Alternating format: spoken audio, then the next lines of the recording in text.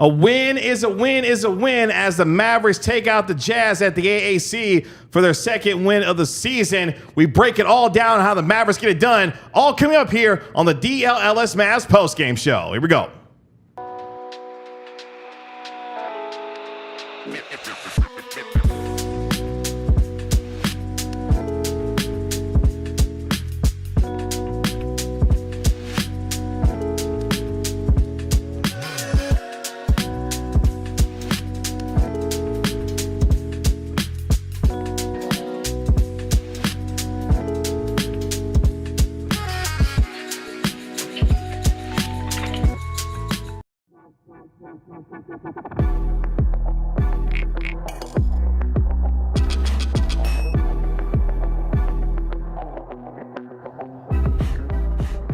Hey, what's up, DLLS Mavs Nation? It's your man, Kevin Gray, alongside Mavericks analyst Bobby Carella. We are DLLS Mavs, your favorite guys covering your favorite team every single game night. You can find me on X at Kevin Gray Sports, at Bobby Carella, our National Mavericks NBA insider. You can always dial up at the Stein line for Marc Stein.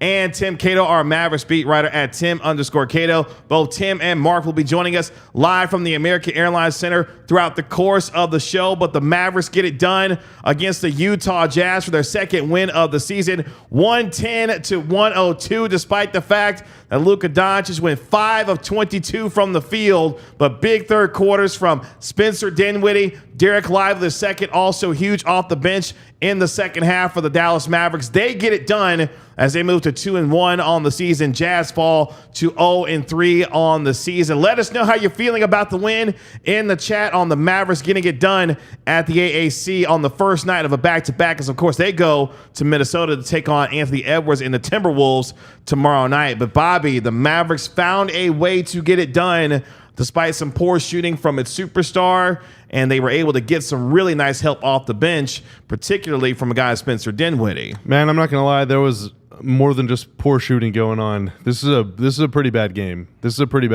But your first words tonight were very fitting. Just a win is a win. You win a game, it's all good. You don't apologize for it. You take it to the bank with you. And at the end of the year, hopefully you can cash out enough of them to get a spot in the top 6 or top 4 or whatever. You know, it's pretty clear the Mavs are, while they're trying to figure things out on the floor, trying to get new guys into the mix, trying to get Grimes and Najee acclimated, trying to figure out Klay, how is he going to fit? And I thought Klay played pretty well tonight. Who was the starting center and all that stuff? It's pretty clear that Luka is not like 100% right now. I'm not going to speculate or whatever, but like, it seems like it's more than just didn't do training camp. He just doesn't look very good. And, normally in games, whenever he is, almost worse than a non-factor on offense. I mean, tonight, dude, he was 5 of 22. It's the worst shooting game of his career. He only had 15 points, 8 assists. He had 3 steals, but wasn't much of a factor on defense for the most part. Like, normally whenever he has nights like that, they lose. So for them to win despite that is really nice. If Luka just has a normal game, they win this game by 30, just on his shot making alone. So, not going to apologize for it, but there's a lot of questions that come out of good things sometimes. Yeah, and it's better to have those questions or try to answer those questions after a win versus a loss to a Jazz team that really just isn't very good. And they shot, 31% against the Golden State Warriors in a loss, 41 points on Friday night. Tonight, the Mavericks were able to use some really nice help. P.J. Washington, who had a strong first half, had 8 points, 7 rebounds, a couple of blocks. His activity was needed tonight and his energy, and I thought a much better game from him after a dismal performance against the Phoenix Suns. I thought P.J. Washington really came to play with the activity, with block shots, the steals, really providing the kind of necessary defensive energy that the Mavericks needed throughout the course of this night. Yeah, 4 steals, 2 blocks for P.J. He was super active. He wasn't the only one, but the other night in Phoenix, he had a brutal game, and his first game of the year wasn't that much better. So, he missed a few shots right at the beginning of the game. And instead of going like, oh, damn, here we go again, he was like, I'm going to find another way to make an impact, And he started the game guarding Markkanen. Of course, you're going to get switched a lot, but the way the Jazz were driving, taking it to the rim, drawing attention from the big, whether that's Gafford or Lively. Someone's got to be there on the backside of that play to clean it up. And in the first 5-6 minutes of the game, the Jazz had like 37 offensive rebounds. I mean, it was really uncomfortable the first 6 or 7 minutes. But then after that, PJ was like, all right, no more of this. No more of this. He ends with 11 boards, 10 of them on defense. Again, 4 steals, 2 blocks. Just really, really active. 6 of 7 on twos. Few too many turnovers for my liking, Kevin. Sure. But you know what? I will take the good with the bad because if he can defend with that level of intensity, activity, and strength and just like physicality, then I mean, it almost doesn't even matter what he does on offense. Mavericks had 6 guys in double figures. PJ Washington had 12 points. Klay Thompson had 18 points. Kyrie Irving, 8 of 14 from the field. He had 23 points. Luka Doncic, we mentioned, had the 15 points. Dereck Lively II, 7 of 10 from the field. He had 14 points. Extremely active once again. And Spencer Dinwiddie had 11 points off the bench. We'll get to him in a little while because his big third quarter really sparked the Mavericks in terms of his outside shooting and the energy offensively that he provided. But once again, Dereck Lively II coming off the bench. Daniel Gafford, the starter again tonight for the Mavericks. Lively continues to prove, at least to me, overwhelmingly, that yes, he should be the starter, but at the same time, his energy and effort off the bench and what he's been providing in that role and playing really kind of starters minutes, especially in the second half, he is playing at a very high level right now and continuing to play with the consistency that the Mavericks are needing from him at the center position. Can I bust out the hot take cannon, Kevin? Let's go. Tanner. Get me on MCU. Give me that medium close up. Is this a medium close up, Tanner? Sure. Dereck Lively II has been the Dallas Mavericks' best player so far this season. Ooh. Through 3 games, Dereck Lively II has been the best player on the team at both ends of the floor. Now, on offense, he's not averaging as much as Luka or Klay. I'm assuming he's not averaging as much as Kyrie, although Kyrie has had a couple quiet score. He was pretty good tonight, 23 points. Lively has been their best player. He was an absolute animal tonight on defense. He was everywhere. He got credited for 3 blocks. It was more like 6. Yeah, I feel like that's a little unfair. Yeah, agreed. He affected a bunch of shots. If he didn't block them, then he affected 30 of them. Had a hook shot, had a little floater, some more nice passes. He has just been so good. He was running the floor. Like, you notice anytime he's out there, and this is no slight to Daniel Gafford, but not only is Lively, again, he's not only the best center on the team, he has so far been the best player on the team.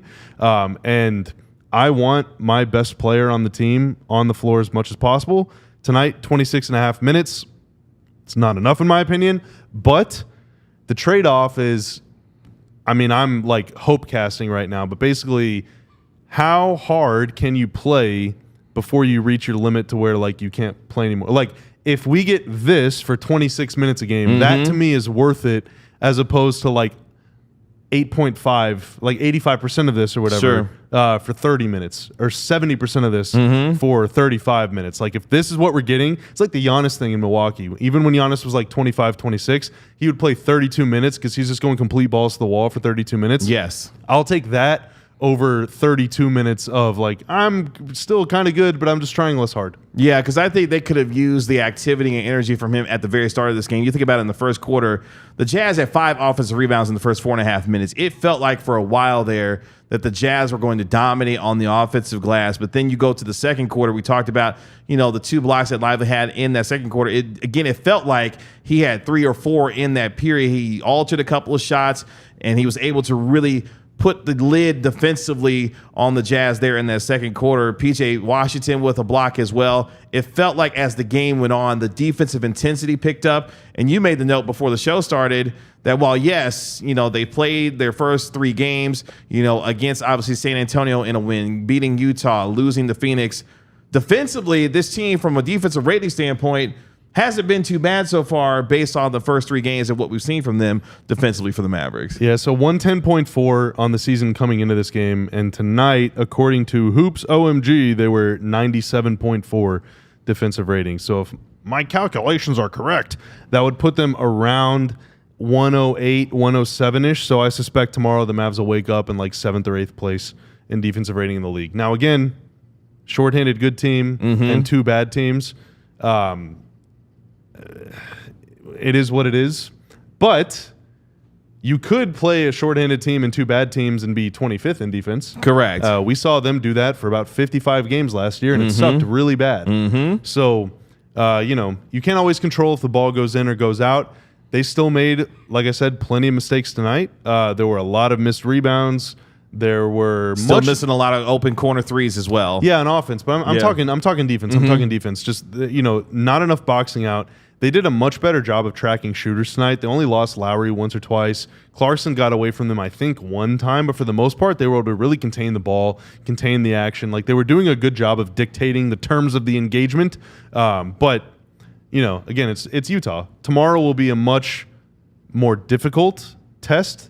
But if they play with the same level of intensity as they did in the second half, then I think they'll have a chance. And the Mavericks were able to use that intensity defensively in the second half to handle business. Scary moment occurred, though, in this game in the third quarter for the Utah Jazz. Taylor Hendricks suffered a right leg injury at the 5:59 mark of the third quarter and had to leave the game. There has been an update as far as the specifics of that injury that we'll get to a little bit later on, but obviously it had both the Mavericks and the Jazz shook up for quite a while there. But the teams were able to resume play and get back focused on the court. But a scary moment that both teams had to deal with, and you saw how they were able to at least manage to get back on the floor and play in the rest of the game. But it was obviously a scary and devastating moment for Taylor Hendricks at that point in the game there. Yeah, real unfortunate. Kind of like a once-in-a-lifetime situation. I mean, he tripped on his own foot trying to slow down, and it was obviously really, really bad. Yeah, all the best to Taylor Hendricks as he recovers from that particular injury. The Mavericks were able to use what was a big third quarter for Spencer Dinwiddie.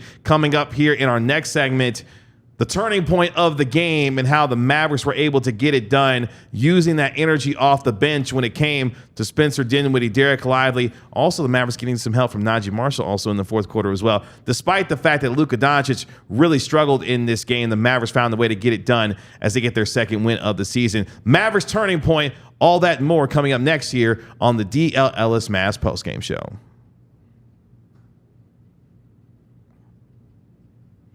But before we get there, let me talk to you about Z-Biotics. You know what Z-Biotics is? Are you drinking some? You're drinking some right now. As I get to it, because it went away. I had it on my sheet, and then it went away. We're going to talk about Z-Biotics. Oh, my God. I promise you. There it is. Oh. Z-Biotics. There it is. I have to tell you about a game-changing product before a night out with drinks. It's called pre-alcohol. Let's face it, after a night of drinks, I don't bounce back the next day like I used to. I have to make a choice.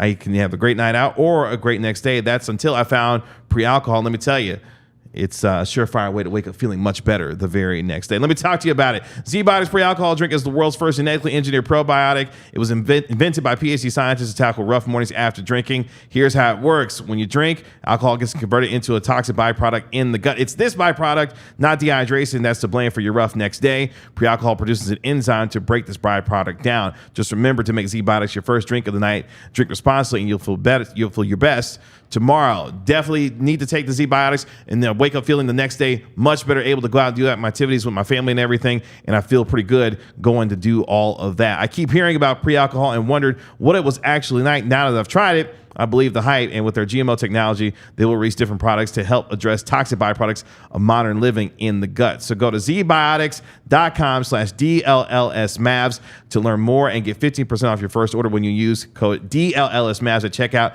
Z-Biotics is backed with a 100% money back guarantee. So if you're unsatisfied for any reason, they'll refund your money. So go check out Z-Biotics today. With Empire today, Tanner, you get shop at home convenience, the right product for your needs, quick and professional installation, and a low price guarantee. Empire today is the best place to get new flooring, so of course they have copycats, but Empire can't be beaten on quality, service, or speed. So competitors advertise low-quality products that Empire simply won't carry. They're not going to promise you the lowest prices like these grifters out there, because anyone who does that is putting flooring in your home that they wouldn't put in their own. And to see what that new sparkling floor will look like in yours, you can use their virtual floor designer. You point your phone at your floor, take a picture, and boom, all of a sudden, you can cast that new floor where you're using your floor, in the comfort of your own home, in your jammies, in your sweatpants, once it gets cold enough outside to justify wearing sweatpants inside, in your house shoes, or in your bare feet, or in your socks like me. I'm a socks indoors guy, so I can slide around on my Empire Today flooring. Schedule a free in-home estimate today. All listeners can receive a $350 off discount when they use promo code DLLS. Restrictions apply. Again, see EmpireToday.com/DLLS for details. Promo code DLLS. Save yourself some cash.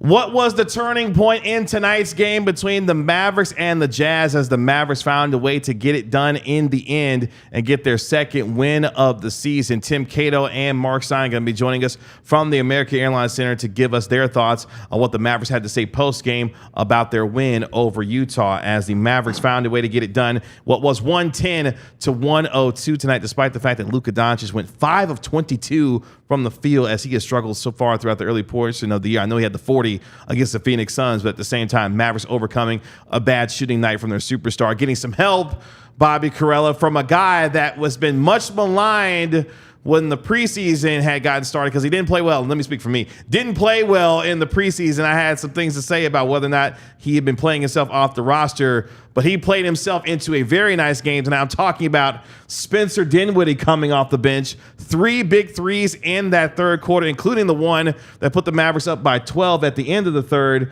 Spencer Dinwiddie came off the bench and provided some real energy for the Mavericks and knocked down some big 3-pointers in that third quarter. He wasn't just much maligned in the preseason, dude. He was much maligned like in the second quarter. That's true. Like he had a horrible first half, and I'm thinking like, my God, man, like this guy should not be playing. He came in immediately and fouled on his very first possession that he got into the game. I was like, oh boy, here we go. But in the third quarter, he went ballistic. He had 11 points in the second half on 4 shots, made 3 threes, including one right at the end of the third quarter that was like, you can't have a dagger in the third, but like it was the punctuation. It was the exclamation point on a magisterial third quarter. He had an 0 for 2 trip to the free throw line in the first half that made me want to throw what was left of my sub sandwich at Tanner. But he came in the second half and made both of his free throw attempts. Had a nice pass too. I think he linked up with either Gafford or Lively or something. Yeah. He was really good. He was really good. You know, and they needed on a night like tonight. Obviously, they needed the outside shooting because aside from Dinwiddie, Kyrie, and Klay, the rest of the team went 1 of 18 from 3. Yeah. Really, really hard to do that for like a bunch of professional athletes combined to go 1 of 18. But that happened, so they needed all of them from Dinwiddie. Hardy got in the game in the first half, wasn't super good. So again, you know, we talk about this guard depth, but on a night when Luka really couldn't get it going, Hardy couldn't get it going, they really needed Dinwiddie to step up, and he did. And, you know, he doesn't have to, on a night whenever Luka's cooking, Dinwiddie doesn't have to do this every night. But on a night when Luka isn't cooking, if they want to win, they kind of need Dinwiddie to do it. And I just want to say something. We fired the person that posted the "Did Spencer Dinwiddie just save the Mavs season?" tweet. We did fire. I just want to resolve that on the air. I just want to put a nice bow on it. That person no longer works here. Well, I'm glad you were able to take care of that administrative problem. Yep. When it came to that particular tweet. And joining us from the... I thought we fired him. No, he's right there on the screen. He's right there. Does he know? I don't know if he's watching. Tim, can you hear us? Tim Cato. That's all right. Take him off the screen. It's okay. We'll come back to him. Tim. Yeah, we'll get back to him. Real quick though, was he supposed to be on here for this segment? Oh, okay. Maybe he's just working. It's okay. He's working. At the same time, that third quarter, Spencer Dinwiddie was missed 3 of 3 from the 3-point line, 11 points. Really beautiful pass to Dereck Lively for a reverse dunk. Couple of key moments in that third quarter. Mavericks had went up 64-51 with just under 8 minutes left. Daniel Gafford had a block on one end that led to a PJ Washington dunk on the other end. Mavs were up by 13 with 8 minutes left in the third. Jazz were able to go on what was a 12-1 run to cut that deficit to 65-63 with 4.5 minutes left in the period. They eventually cut it down to 2 again, but I mentioned this because Spencer Dinwiddie was able to knock down a 3 that got him back up by 5. He then hit another one to get him back up by 10 at 77-67, and then the one that Bobby mentioned at the end of the third quarter put him back up by 12 at 82-70 at the end of 3. It was those 3 threes by Spencer Dinwiddie in key moments to be able to extend the lead for the Mavericks, and they needed those based on the fact that the Jazz were able to creep themselves back into this game. Spencer Dinwiddie came up big in those moments there. Is there a lightsaber like bisecting Tim's face? It is like almost cutting off. Yeah, no, it hurts a lot, but Tim, I'm being brave about it. Where were you when Spencer Dinwiddie became a Hall of Famer? Wait, what? What? I don't think I existed because I don't think that's going to happen. Wow. Well, where were you during Dinwiddie's run in the third quarter? I was at my media seat as a good media member would be. I mean, there are good minutes. I will say I don't think he did anything except the third three that Quentin Grimes couldn't do. Grimes isn't hitting those shots. Jeez, just hating right out of the gate. Right. No, like I think the third three showed like this is a more advanced shot maker who can provide good minutes for this team. I just kind of still wanted to see Quentin Grimes. So Jason Kidd mentioned both Najee Marshall and Quentin Grimes as people he thought played well off the bench, and I do think that those players will continue to get run. It was an anomaly. It's an anomaly that Quentin Grimes only got 5 minutes in the last game. But Dinwiddie was good. He deserves credit for this, and he's capable of doing this. But I think that he was doing it in lieu of players who haven't been able to do this so far yet. But players I think are still capable of kind of rising to that occasion. What else stood out to you from tonight's game when it came to the Mavericks being able to get this win? Whether it was, obviously, we talked about Spencer Dinwiddie, Dereck Lively, another strong game for him. Obviously, a lot of the headline will be Luka Doncic struggling with the 5 of 22 from the field. What else stood out to you from tonight's performance from the Mavericks? Yeah, I mean, Luka was probably the headline. I don't think he's been himself, like his best self, his usual good self for any of these 3 games. He looks like a guy who had no preseason, who didn't play basketball over the summer. But it's Luka. It's not a red flag. It's not a warning flag. It's not a indication of what's to come. It's just an acknowledgement that this is why the team has not looked as sharp as it should be. So once Tim is Luka like hurting? Where do you draw the line at his physical condition right now? Because he looks like he's going through some stuff. He looks like he's in good shape, and he does not look like he's fully comfortable moving, even in the way that we're used to. Sure, he's not a first step elite athleticism guy. We know that, and he doesn't need to be that. He does look a little. It looks really hard for him to get to the paint. That stood out to me for sure, and putting that much work in to get into the paint, to touch the paint, to get to the basket in October is not I don't blame him for being hesitant to do that, quite frankly. And so that stood out to me. I guess I don't have an absolute answer for you. I'm very curious to see what he looks like, here in 2 weeks, I think. Also, when we look at this game, not just the performance of Luka Doncic, obviously, but let's spend a couple minutes on Dereck Lively, continuing what is a strong season for him. Really good, of course, in terms on both ends of the floor. What did you make of Lively's performance and the way that he has started off this season? Bobby going as far as to say that he's been the Mavericks' best player so far through the first 3 games. Hot taking it here on the Mavs postgame show. Where do you stand? Telling truths. How Live has played so far this year? Yeah, I don't know if that's super hot takey. I think I just agree. He's been the most impactful player when you really tally up his contributions on both ends of the court through these 3 games. I think that's correct. I would agree with that. And yeah, he's the best center on the Mavericks roster, and he is getting the most minutes on the Mavericks roster. He is not starting, but the minute distribution that we expected is playing out exactly like we've expected. It would have been 28-20. That was the number I kept saying throughout the preseason and the build up to the season. I was saying the distribution should be about 28-20, and there you go. So, he's still, I still want to see some.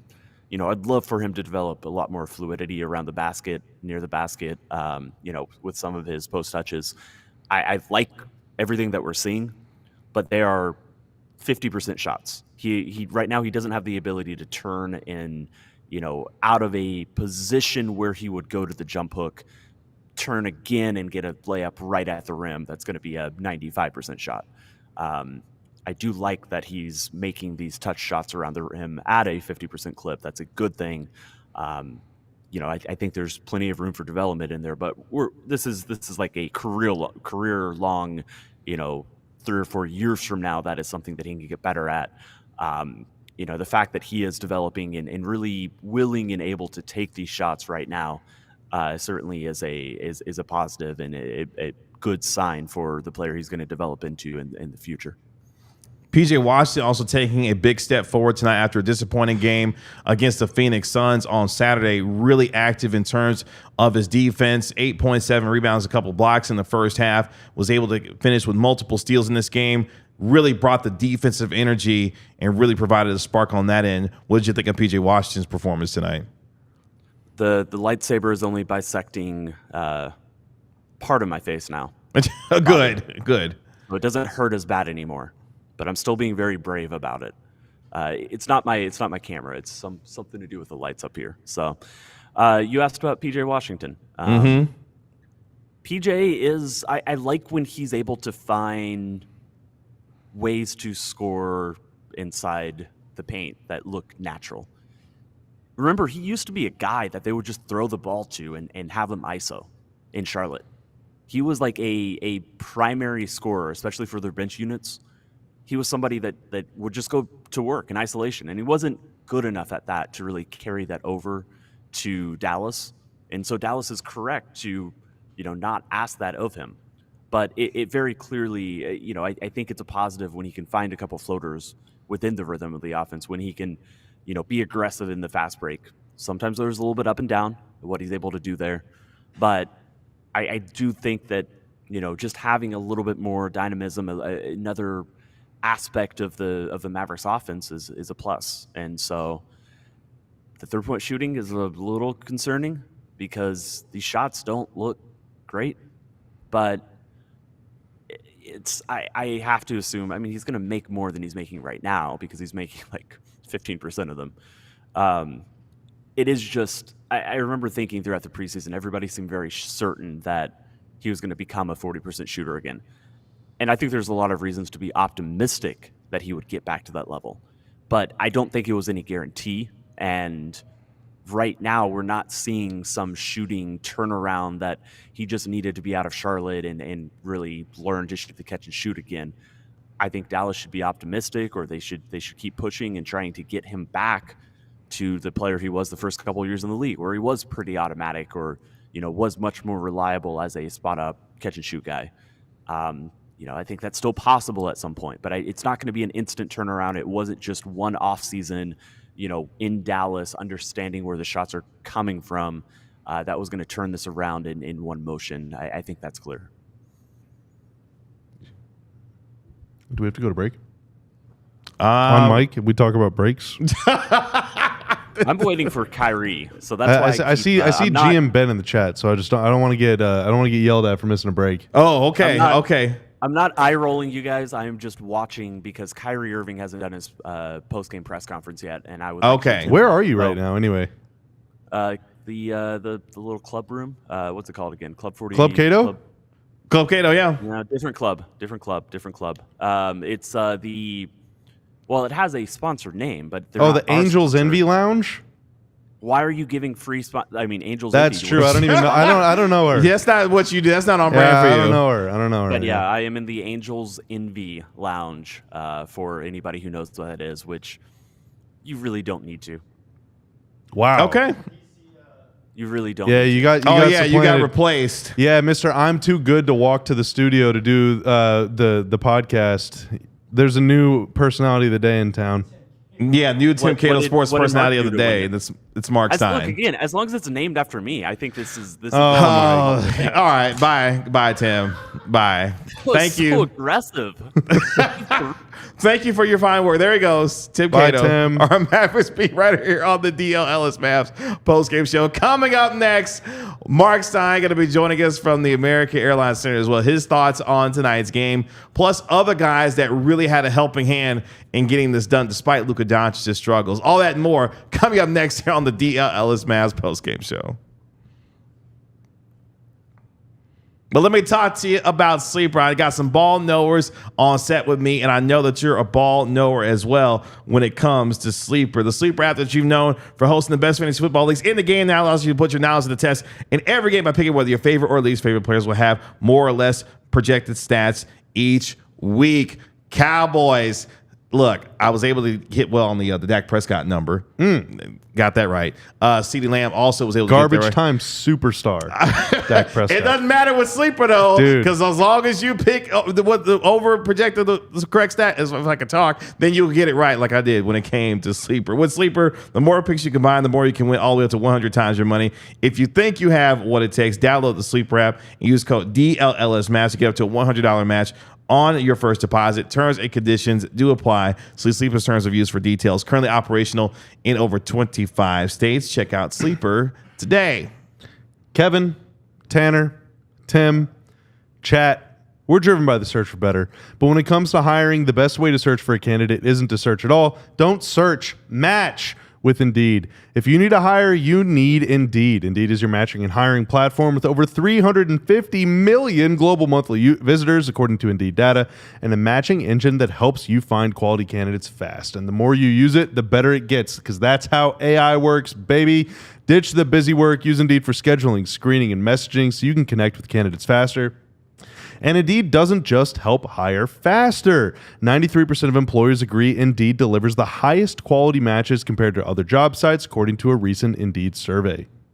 And listeners of this show will get a $75 sponsored job credit to get your jobs more visibility at Indeed.com/AllCity. Just go to Indeed.com/AllCity right now and support our show by saying you heard about Indeed on this podcast. Indeed.com/AllCity. Terms and conditions apply. Need to hire? You need Indeed.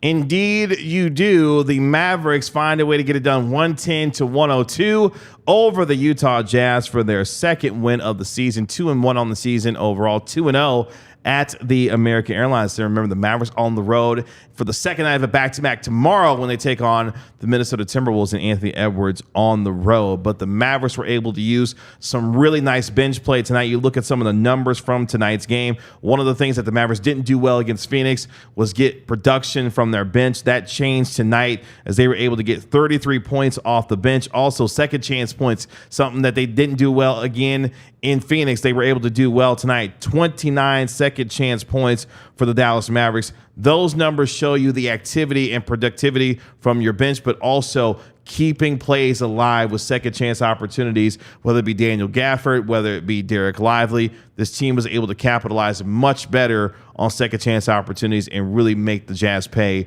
for those chances they were able to convert on. You give people props when they deserve their props, and we all sat in that room mere feet away from where we are right now, absolutely tearing the bench to pieces the other night for their performance against Phoenix. They came out and were great tonight. I mean, obviously Dinwiddie with the huge quarter. Dereck Lively has been, the best player on the team so far. Najee Marshall doubled his season scoring output. Quentin Grimes finally got some shots to fall too. So, they were good. They were good. And to limit, by the way, Utah, you said Utah only scored 18 second chance points. They had, I'm trying to count right now, they had 15 offensive rebounds. That's pretty terrible by Utah. So not a lot of conversion on those offensive rebounds when it comes to points. That's Marc Stein on my screen. Points. And joining us live from the American Airlines Center, you can always dial up the Stein line at the Stein line. Our national NBA insider, Marc Stein, joining us here on the DLLS Mavs postgame show. Marc, what's going on?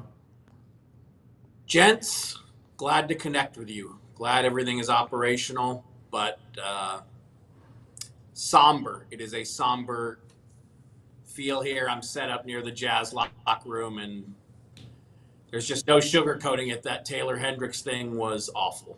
Yeah. So what can you tell us about that? We got like a minor update on the broadcast, and there's a couple tweets floating around, but like what's going on? Well, I mean, look, the injury was serious. I mean, I think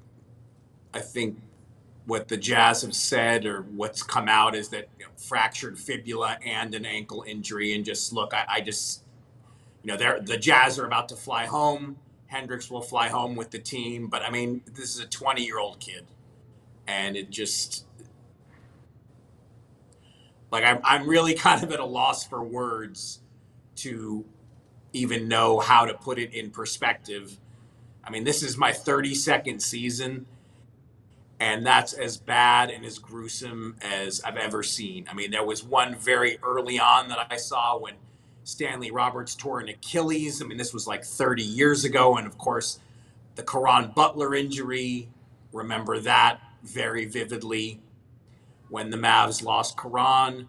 But I mean, this to just the kind of panic that ensued when Hendricks went down, and even on the Mavs, so on the other end of the court, on the Mavs bench, Dion Calhoun, the Mavs veteran athletic trainer, of course, Dion's work with Team USA, Dion put his fist up.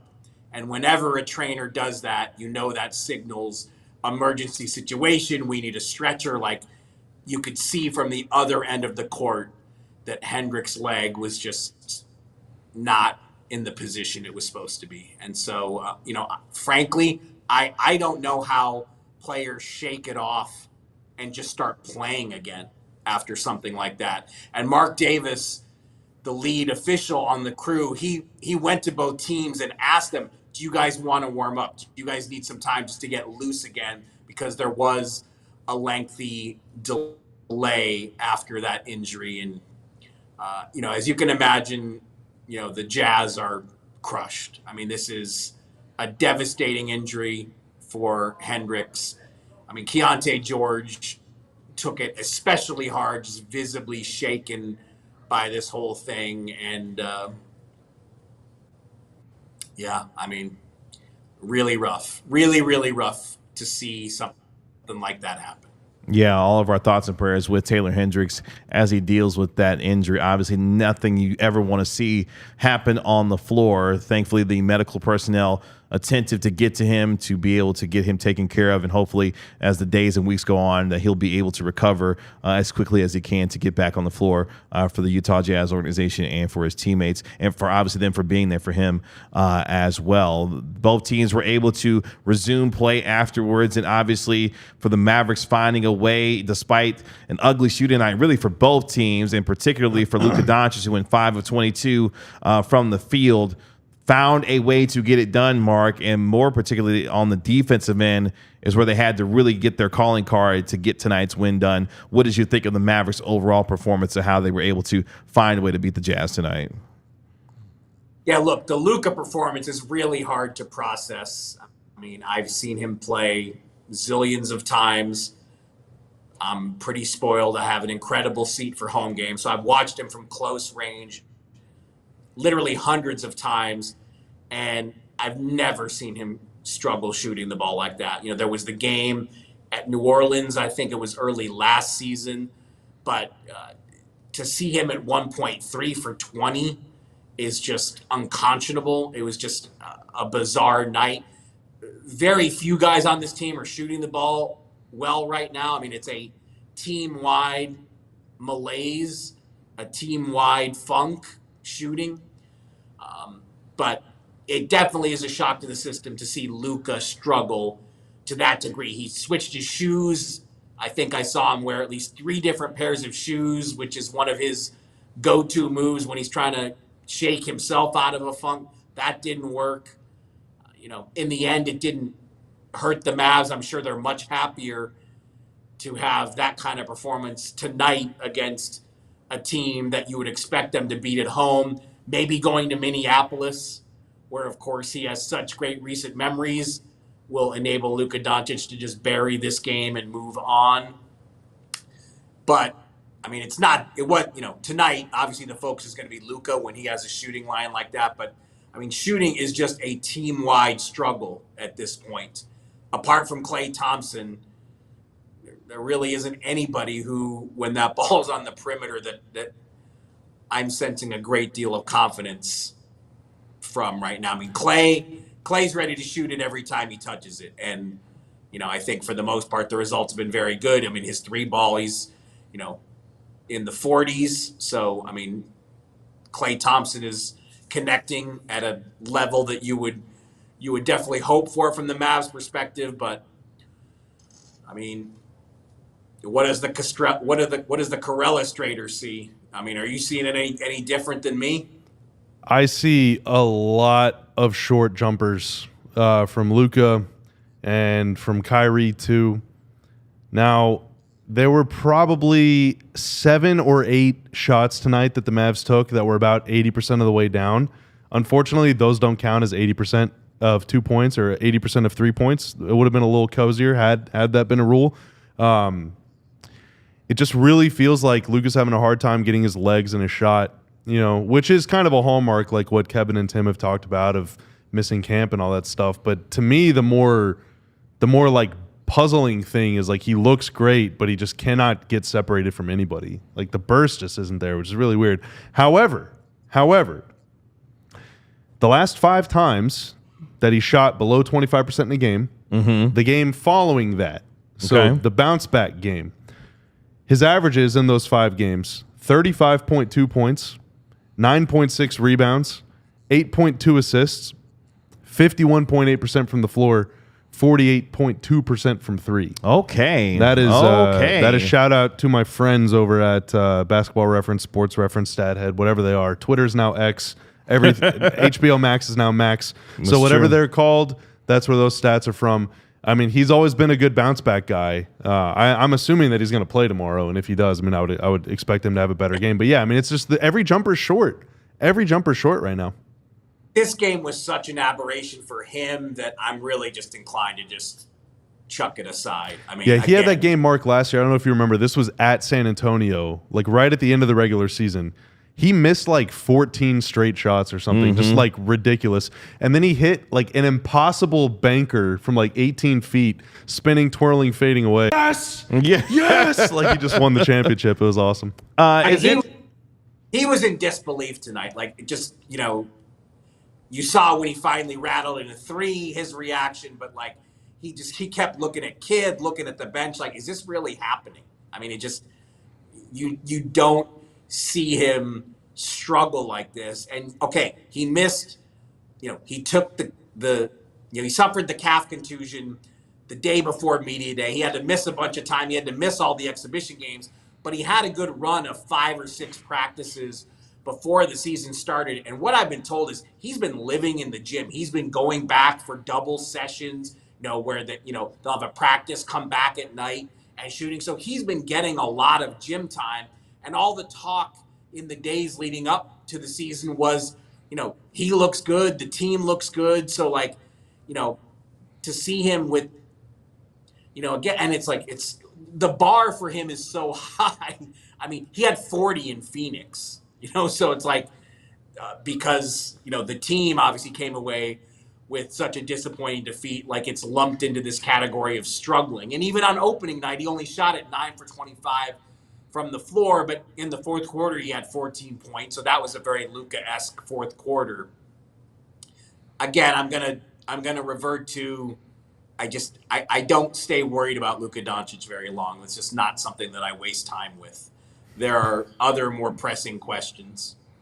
It's very interesting because we talk about the shooting struggles that Doncic had. Honestly, the best stretch of the game that he had, it started on the defensive end in the fourth quarter. He took a charge at the 3:23 mark when the Jazz had cut the lead to 6. It was 101-95, and then on the next possession, he hits a 3 to get him up 104-95. So that portion of the game where he was attentive on the defensive end, takes the charge, goes back on the other end, knocks down a 3. Maybe that's something that he can build off of going into the game tomorrow night. Of course, fond memories of being in Minnesota during the playoff run. Of course, the epic shot that he hit over Rudy Gobert. Hopefully some good vibes for him as he goes back to a place where he had massive success just several months ago when it came to taking out the Timberwolves in the playoffs in the Western Conference Finals there. I mean, I think if we're looking for big picture takeaways from tonight, it's just, again, that the rotation is in flux. And this team that we thought was so deep, it just does not look very deep right now. But Spencer Dinwiddie has suddenly just vaulted himself right back into the rotation.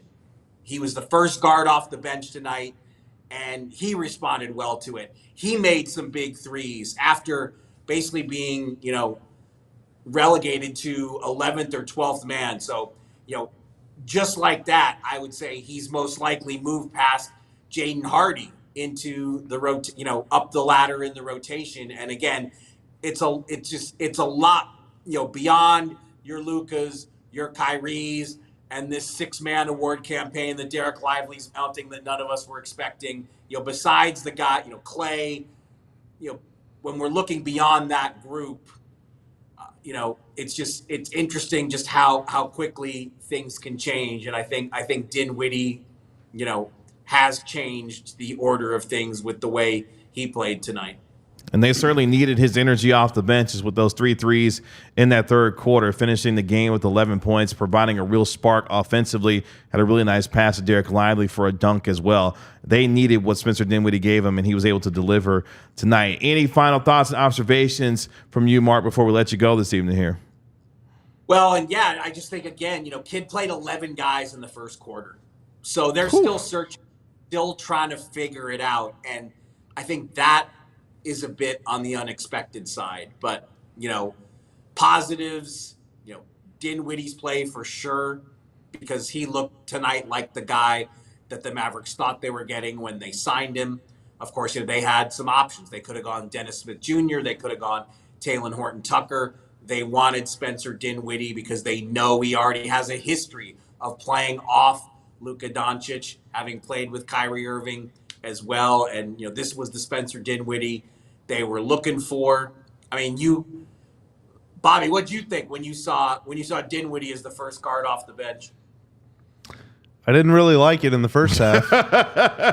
No, he did not. I liked it a lot in the second half, though. He didn't really force anything. He just took a couple catch and shoot threes. He let the game come to him. Is that a picture of Cato in the empty chair? No, it's a picture of you. It's a picture of you, actually. It's you have supplanted Tim Cato. Congratulations, Marc Stein, the Tim Cato DLLS Sports Personality of the Day. It's you, man. It's you. Did it. Congrats. How does it feel? The award is named after Tim Cato. You won a prestigious award. It just so happens to be named after Tim Cato. Yeah, I'm gonna have to ponder that one. I'm gonna have to. Well, tomorrow's only a day away. That's right. So it'll be someone else's chance soon. I'm still reeling from the sight of Cato grabbing the mic Nowitzki style, and then saying that some people say I'm the Nowitzki of my profession. I'm still reeling from that sequence of events. Why do you think he's not here? I'm about to say, there's a reason why he's not here tonight. Well, I thought he's not here because he was trying to track down an interview with Kyrie Irving. I thought that was the real reason. Okay. Well, I mean, I guess he's working, I guess. Yeah, so. well, we'll find out if he doesn't. Did you guys discuss the Dwayne Wade statue? Are we saving that for tomorrow? I mean, what really is there to discuss other than it's hideous? That's pretty much, okay, real quick then. So this is the same person, apparently, who designed and put together Dirk's amazing statue out in front of the American Airlines Center. That is correct. Omri Amrani, I believe is his name. But there were 2 sculptors on the Wade statue and only one on the Nowitzki statue. So that is the difference. Okay. Well, but look, I had to say, I'm sure I was not alone with this reaction, but when I saw the first images that were all over social media, it was like the sculptor had to be a closet Mavs fan. There has to be some kind of nefarious business going on here. But then when you found out that one of the 2 sculptors was the same sculptor who worked on Dirk's statue, he's obviously going to want to nail this and get it right now. And it's amazing.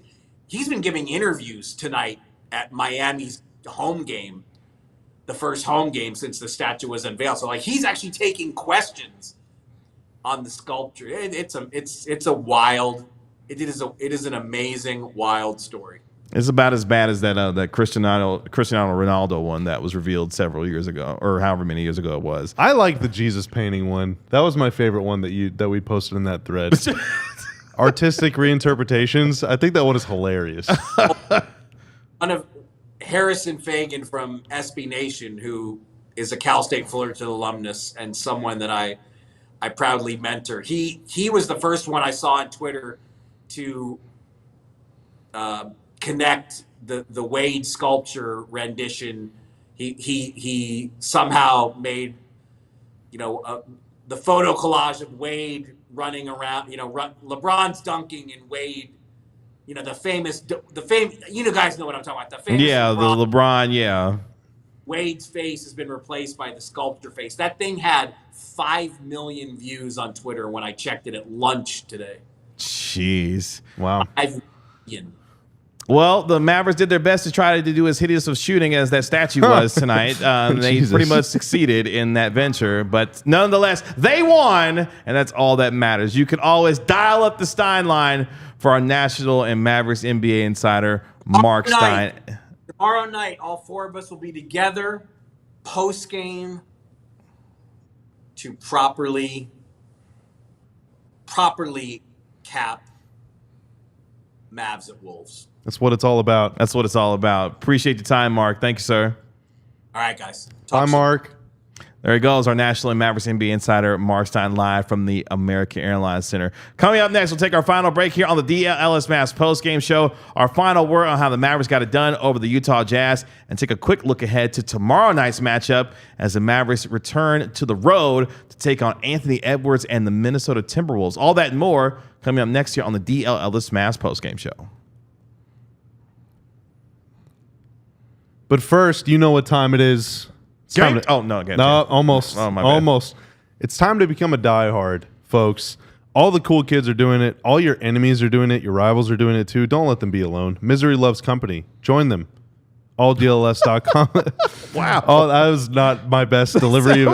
I couldn't really tell where I was going with it. Now I wish I would have stopped. But at any rate, alldls.com/diehard for a mere $4 a month, thanks to a limited time introductory offer. You can gain access to all of our paywalled written content, including post-game stories from Tim Cato on Mavs, including other writers on Stars, on Cowboys, on Rangers, soon to be the Dallas Wings, soon to be FC Dallas. We got some college stuff in the works. We got so much stuff coming here at DLLS Sports. And if you want to get in on the ground floor, all right, whenever you talk about us in public, people are like, what's that? But in 2 years, they'll be like, oh my God, I love DLLS Sports so much. All right, can you tell me more about it? And you can say, can I tell you more about it? Let me show you more about it. Then you reach deep into your pockets, pull out your wallet, open up the trifold, way better than a bifold wallet, and pull out the physical diehard card. And when you do that, they're going to go, oh my God, I can't believe, where'd you get that? And then you tell them alldls.com/diehard, because that is the physical manifestation of your attachment to me, of your attachment to Kevin, of your attachment to Tim, to Stein, to Tanner, to GM Ben, to all of us here at DLLS Sports. There are actually other perks too, and I'm sorry, Kevin, please rescue me. 20% off events, premium content on our website, pre-game shows, post-game shows, amazing benefits when you become a diehard member here at DLLS Sports. AllDLLS.com/diehard. Become a diehard member today. Tag us on social media when you get that physical diehard card to let us know that you are part of the family here at DLLS Sports. $4 a month. $4 a month to become a diehard member here. Do it now. Do it right now. Go to alldlls.com/diehard. Multitask and become a diehard member. If you don't do it, you're going to regret it forever. You will regret it, especially at this rate. $4 a month right now to become a diehard member here at DLLS Sports.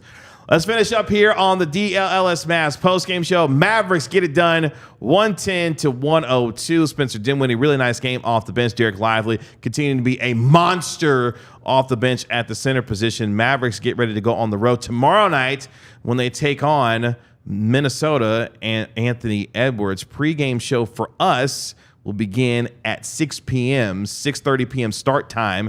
The game will be on TNT and KFAA as well. So mark your calendar, pregame show at 6 p.m. here on DLLS Mavs. But Bobby, a win is a win is a win, as it is titled in our show tonight. It is hard. Look, let's just get this on the table. It's hard to win games in this league, no matter if you're playing the worst team in the league, best team in the league, or in between. It's hard to get wins in this league, and you take them where you can get them.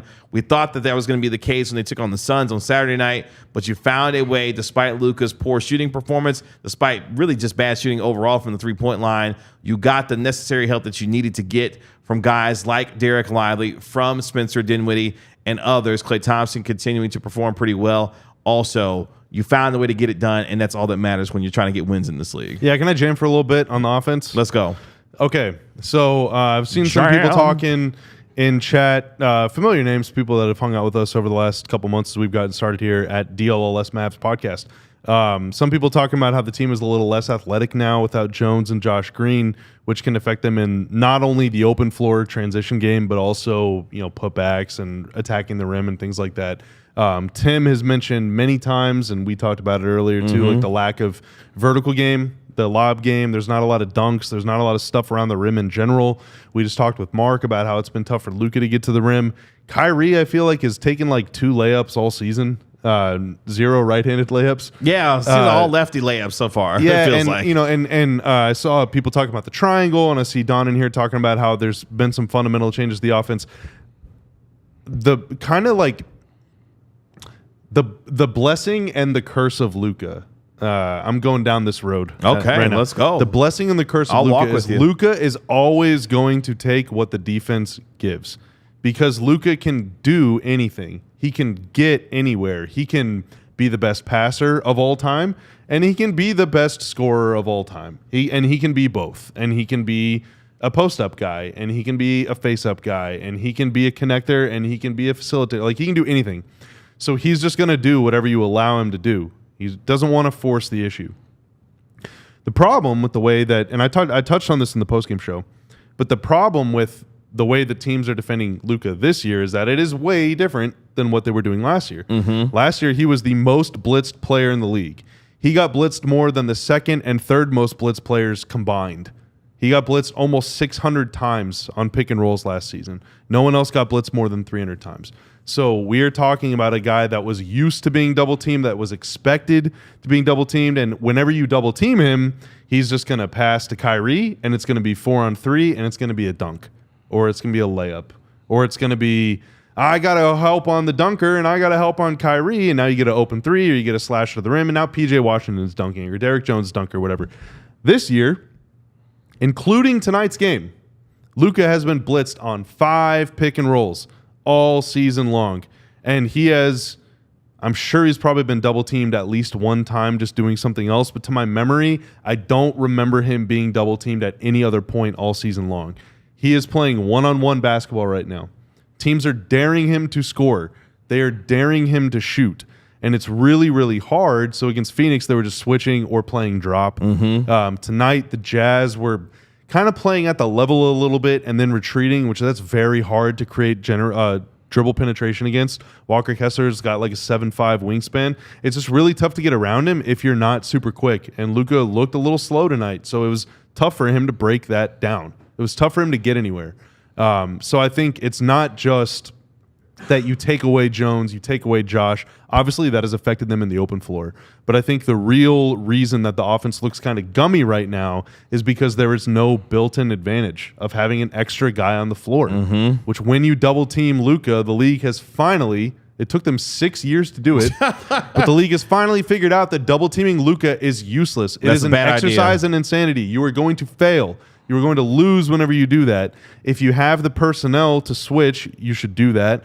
Otherwise, you should have your big come out to the level of the screen and then retreat back, which corrals and contains the roll man while also corralling and containing the ball. And then you're forcing something else to happen. This is why the Mavs want to implement some of this off-ball stuff, the triangle stuff, screening away, cutting, relocating, all that stuff. But that's all freestyle. That's all improv. That's all read and react based on what the defense is doing and how much time is left in the shot clock and all these other things. It's a lot like jazz. Like Utah. Utah's known for jazz, and the Mavs offense are trying to be known for moving around. So the first several weeks of the season, unfortunately, are going to look kind of weird. It's going to look a little clunky. Anytime teams aren't switching, anytime teams aren't double-teaming Luka. There will be some idiot team that decides to blitz Luka, and the Mavs are going to score 180 that night. We're going to be like, oh my God, that was awesome. And then it'll never happen again. So the Mavs are trying to figure out the new way to play. It looks a little ugly at times, but hopefully they find the pot of gold at the end of the rainbow. If not, then they'll have to find some other way to play. We'll see, but that's the state of things right now. And part of the way that this can happen too is that you've got to start knocking down these open threes if you're PJ Washington. I know how well he played, especially on the defensive end, but you look collectively as a team, the Mavs went 11 of 39 from downtown. That is a whopping 28% from three. There were plenty of wide open corner looks that you have got to be able to hit to start making this defense pay when you have the opportunities to do it. And if you don't, these teams will feel comfortable staying home on these shooters because no one is making them pay for any of the open shots that they actually do get. There's no reason to necessarily leave them because, hey, they're not going to hit them anyway in that case. Yeah, and they're not getting any, well, not any. That's an exaggeration. They're not getting many open threes in the half court. A lot of their best looks have come in transition or on offensive rebound, like swat outs. Yeah. You know, for the most part, their 3-point attempts in the half court have been pretty rushed, you know, or off the dribble, kind of like bad half court 3-point shots. Now, some of that, again, is guys trying to figure out a new system. Is the system even viable? We'll see. I think that it could work. But some of it also, again, is just like, if Luka is going to be playing one-on-one and he can't get past his man, then again, there's no advantage. You know, if a team is going to switch or play one-on-one against you, you have to, the onus is on you, the ball handler. The responsibility is on you, in this case, Luka or Kyrie, to get past your man and force help to come from somewhere. Force fully create a 4-on-3 situation. And if you cannot do that, it's going to continue to be a lot of stuff like this. Yeah. So they'll either figure it out or they won't. But after 3 games, it's kind of like, I'm not too worried about it. Last thing I'll say on this, too, is you look at the free throws tonight for both teams. Utah went 24 of 29 from the free throw line. Mavericks went 13 of 17 from the free throw line. So, again, got to start attacking the rim and getting downhill as much as you can to be able to get you some easy points at the free throw line. You were nearly doubled up when it came to the free throws attempted by the Jazz over the Mavs tonight. 19 of 32. Oh, no, sorry. I got that wrong. 30 of 48 total on field goal attempts in the paint. So they shot 62.5% in the paint. 48 attempts in the paint is a lot. Now, I don't know the percentage, but a lot of those were not layups and dunks. A lot of those are like floaters and little fadeaways, turnarounds, things like that. And they made them, which is good. They had some tip-ins. They had some putbacks, and that's good. But yeah, there just still wasn't a lot going toward the rim. Yeah. It was like either a fast break or a putback or like things where you just kind of end up at the rim. There wasn't a lot of half-court dribble penetration. You know, that element is kind of missing, and that ultimately, I mean, again, it's on Luka. It's on Luka. Like, it's on Luka. It's on Luka. The good thing is, though, we're able to talk about these things after a dub as the Mavericks win 110-102 to move to 2-1 on the season. Quick turnaround for them. They are back on the floor tomorrow night when they take on Anthony Edwards and the Minnesota Timberwolves. Tip-off at 6:30 p.m. in Minnesota. Our pregame show will begin at 6 p.m. right here on DLLS Mavs on DLLS Sports. We will be a full crew in studio tomorrow, so you don't want to miss the Western Conference Finals rematch as the Mavericks take on the Minnesota Timberwolves in Minnesota, where Luka hopefully will get back on track. He should have some good mojo going into a building where, of course, he had a lot of success last year in the postseason. Of course, the Mavericks' magical run to the NBA Finals. But the Mavericks win 110-102 over the Utah Jazz. They move to 2-0 at the AAC, 2-1 overall to look to make it 2 in a row when they take on the Minnesota Timberwolves tomorrow night. Any final words before we get out of here, Bobby, on this Monday night? Basketball is supposed to be fun. I would say one half of basketball so far has been really fun. That second half against the Spurs. I would like both halves of basketball to be fun tomorrow, but I'll settle for one fun half. If nothing else, it should be hella entertaining. It's a lot of star power. It's going to be a lot of trash talking. It's going to be a good time. It's going to be a good time with the Mavericks and the Timberwolves getting together. Again, that game can be seen on KFAA and also on TNT as well. Nationally televised game is part of a doubleheader for the NBA on TNT. Again, pregame show begins at 6 p.m. right here on DLLS Mavs. That'll do it for us here on the DLLS Mavs postgame show. Appreciate Tim Cato and, of course, our national and Mavericks NBA insider Marc Stein joining us live from the American Airlines Center on this night as the Mavericks get the win. For Bobby Carella, my name is Kevin Gray. We're DLLS Mavs. Mavs win 110-102. We'll talk to you at 6 p.m. right here on the DLLS Mavs pregame show. And that does it for yours on the DLLS Mavs postgame show. We'll talk to you later. Peace. We all silly like the mayor.